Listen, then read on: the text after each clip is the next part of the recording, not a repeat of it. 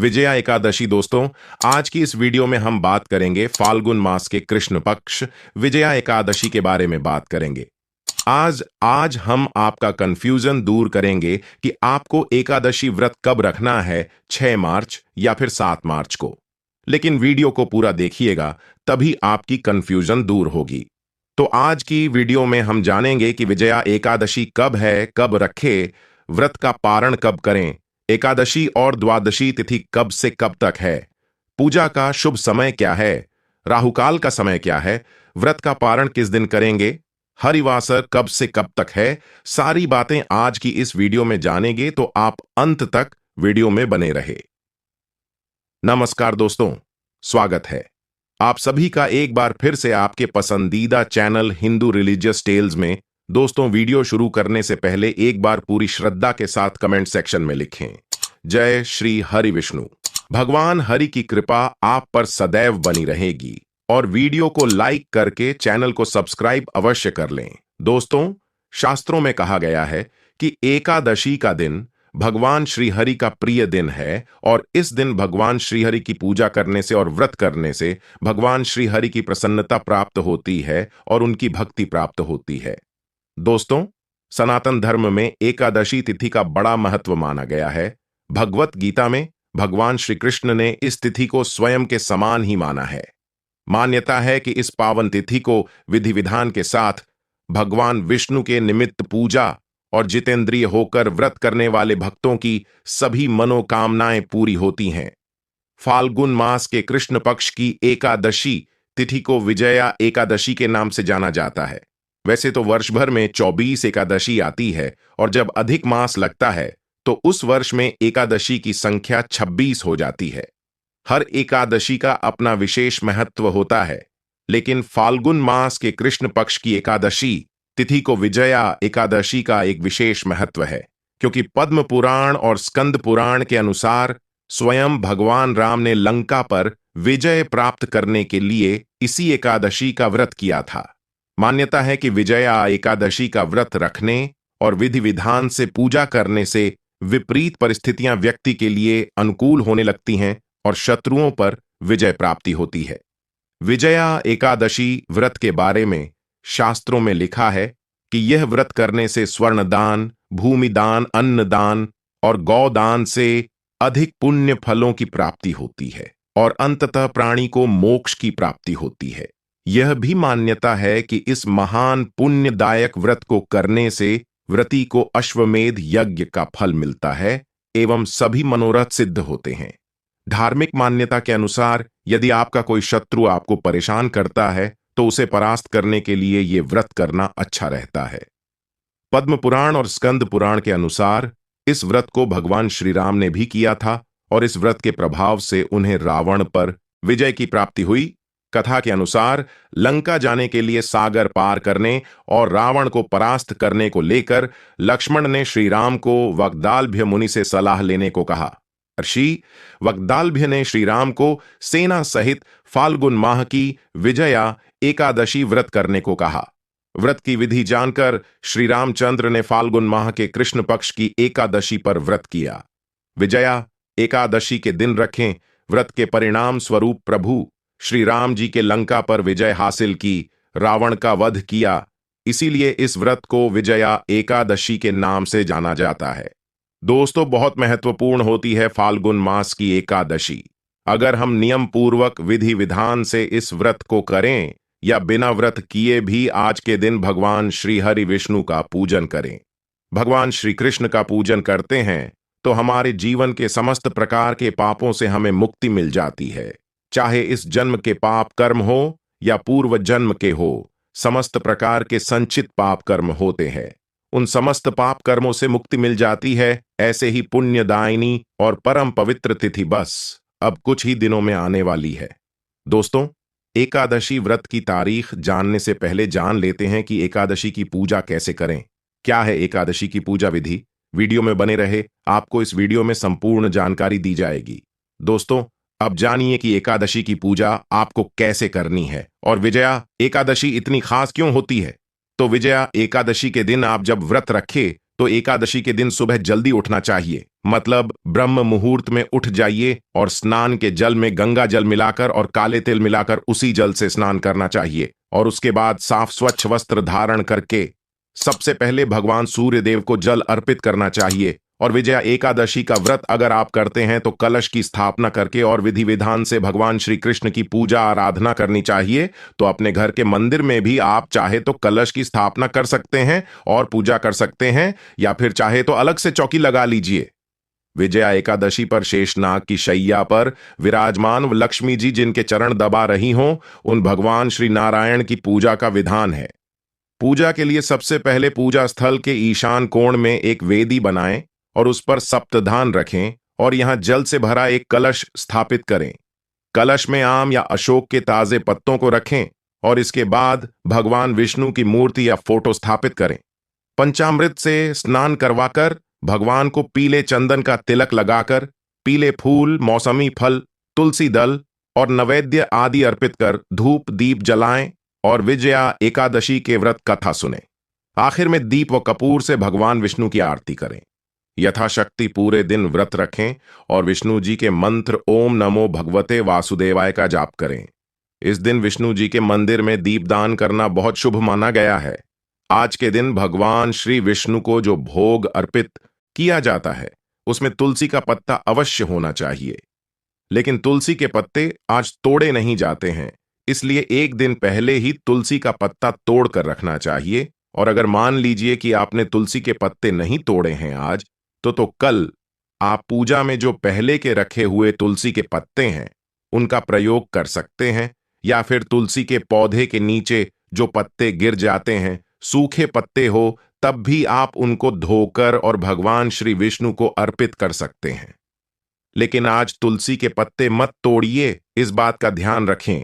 और हां, इसके साथ ही एक और बात का ध्यान रखना चाहिए, जैसे कि आज एकादशी है तो तुलसी में सुबह के समय में जल अर्पित नहीं किया जाता है, लेकिन शाम के समय दीपदान अवश्य करना चाहिए। धार्मिक मान्यताओं के अनुसार आज के दिन तुलसी का निर्जला व्रत होता है, इसलिए तुलसी में जल नहीं अर्पित करते। लेकिन आज अगर आप दीपदान करते हैं और वहीं बैठकर आप ओम नमो भगवते वासुदेवाय नमः इस मंत्र का जप करते हैं, तो आपके मन की समस्त कामनाएं भगवान श्री विष्णु और माता जी की कृपा से पूर्ण होती है। तो एकादशी के व्रत के दिन तुलसी की पूजा अत्यंत आवश्यक होती है। और जिस प्रकार से एकादशी के दिन सुबह पूजा की जाती है विधि विधान से, उसी प्रकार से शाम के समय भी विधि विधान से पूजा आराधना की जाती है। रात्रि में जागरण करना चाहिए, क्योंकि शास्त्रों के अनुसार एकादशी की रात को जागरण करने से व्रत का संपूर्ण फल भी आपको प्राप्त होता है और जो भी आपकी मनोकामना है भगवान श्री कृष्ण की कृपा से वह पूर्ण होती है। एकादशी व्रत के दिन आपको ओम नमो भगवते वासुदेवाय नमः इस मंत्र का जप करना चाहिए, या फिर भगवद गीता का पाठ आप कर सकते हैं, गजेंद्र मोक्ष का पाठ कर सकते हैं, या भगवान के किसी भी मंत्र का, किसी भी स्तोत्र का आप जप कर सकते हैं, पाठ कर सकते हैं। और बात करें कि एकादशी के व्रत में क्या खाना चाहिए और क्या नहीं खाना चाहिए, तो देखिए, एकादशी का व्रत अगर आप करते हैं तो फलाहार या निर्जल किसी भी प्रकार से यह व्रत आप धारण कर सकते हैं, लेकिन व्रत अपनी शक्ति सामर्थ्य के अनुसार ही रखना चाहिए। जैसी आपकी शारीरिक क्षमता को उसी के अनुसार आपको वे धारण करना चाहिए।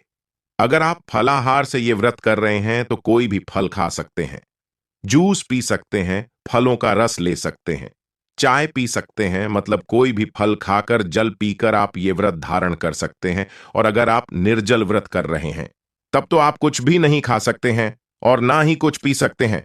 अब जैसे कि कई भक्तों के प्रश्न आते हैं कि क्या सेंधा नमक हम इस व्रत में खा सकते हैं, तो देखिए, एकादशी के व्रत में किसी भी प्रकार के नमक खाने को वर्जित माना गया है।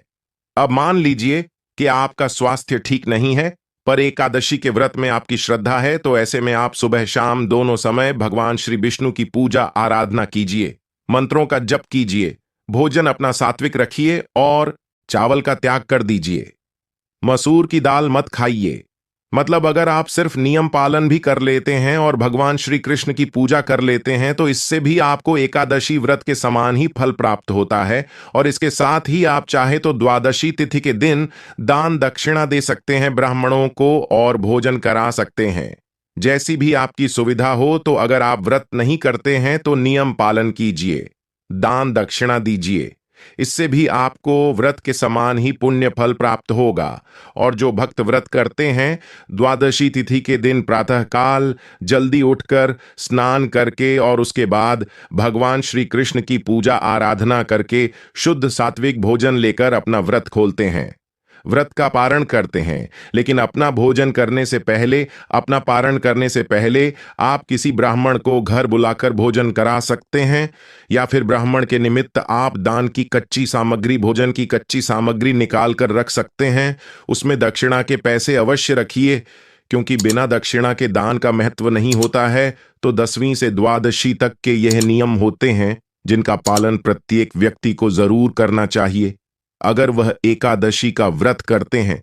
एकादशी का व्रत 3 दिनों व्रत माना गया है। 10वीं से लेकर द्वादशी तक तो अपने सामर्थ्य के अनुसार पूरा प्रयास करना चाहिए।